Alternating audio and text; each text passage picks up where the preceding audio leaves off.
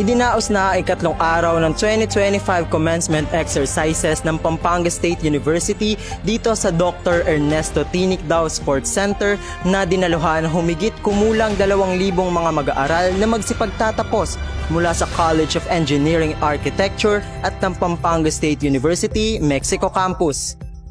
Ang entablado ay napuno ng ngiti ng tagumpay at karangalan.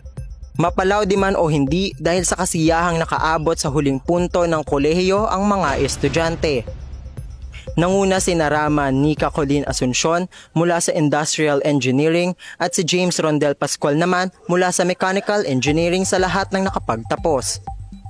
Nagbahagi sila ng mga mensahe ng pasasalamat sa suportang natanggap sa kanilang naging biyahe patungo sa tagumpay at naghatid na rin ng inspirasyon sa kapwa nagsipagtapos. I am in Pampanga State University Board of Regents. As president of this university, I now cover the graduation is 3rd day of August 2025 here at the Pampanga State University Gymnasium, Bacolod, Pampanga. So congratulations to all.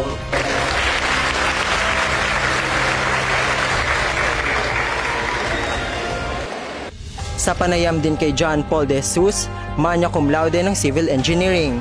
My name is John Paul Magpaya De Jesus. I am from Bachelor of Science in Civil Engineering and magna cum laude po. Ayun, just to give you a backstory guys, my general weighted average is 1.19 and supposedly dapat summa cum laude siya. But when I was in 3rd year, 2nd semester, apparently I stumbled because I received my first 2.2 and 2.1 na grade. That made me disqualified for the Latin honors summa cum laude. But let me just remind everyone that life will not end because of that little inconvenience. Gaya nga ng nabanggit kanina, life will not end sa mismong graduation natin. Rather, mag-uumpisa pa lang siya doon. Kaya I'm a firm believer, no, if napapagod kayo, just learn to rest and not to quit. Kasi marami pa tayong kakaharapin sa buhay, lalo na mag-work na tayo. My name is Elinette De Jesus. Ako ay masaya sa aking anak, proud mama. Yun lang, yung inaano ko, yung makapag-trabaho siya ng huwag siya makalimot sa taas, yun lang. Good evening po. Ako po si James Randel G. Pascual, BSME, Mechanical Engineering at summa cum laude po.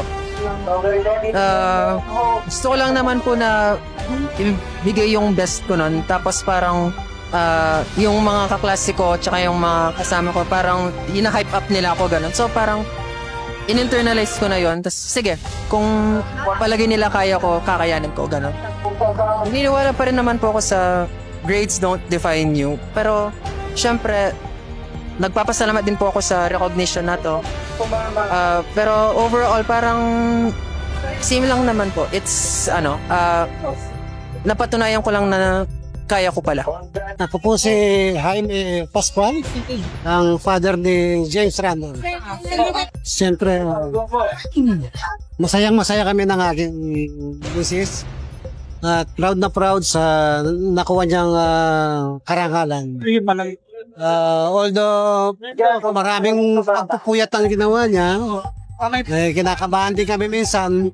Siyempre, baka magkasakit. Pero napatunayan naman niya na kaya niya. Kaya masayang-masaya kami. Kami na siguro pinaka-proud na parents ngayon dito. Matapos ang 4 na taong pinaghalong pagod at saya ay sa wakas, kanila nang nasungkit ang diploma na simbolo ng walang makapapantay na tagumpay at ligaya.